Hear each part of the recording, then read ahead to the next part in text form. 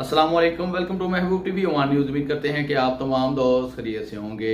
अल्लाह पाक आप सबको अपनी हिफ्ज़ ईमान में रखे, आमीन सुम्मा आमीन। आज की वीडियो में मैं आपको बताऊंगा कि अगर आप सल्तनत ऑफ ओमान के अंदर अपनी फैमिली को लाना चाहते हैं तो आपकी मैक्सिमम या मिनिमम कितनी तनख्वाह होनी चाहिए, कितनी सैलरी होनी चाहिए, तो आप सल्तनत ऑफ ओमान के अंदर अपनी फैमिली को ला सकते हैं। और इसके अलावा सल्तनत ऑफ ओमान के फैमिली वीज़े की ओरिजिनल जो ऑफिशियल फ़ीस है गवर्नमेंट की तरफ से वो कितनी है, और इसके अलावा ओमान का 3 माह का जो विज़िट वीज़ा है उसकी फ़ीस पाकिस्तानियों के लिए कितनी है, इंडियन लोगों के लिए कितनी है, और क्या ये पाकिस्तानी और इंडियन लोगों को जारी किया जा रहा है या नहीं जारी किया जा रहा। इंशाल्लाह आपको इस वीडियो में मुकम्मल तफसील से आपके इन 2 सवालात के जवाब दिए जाएंगे।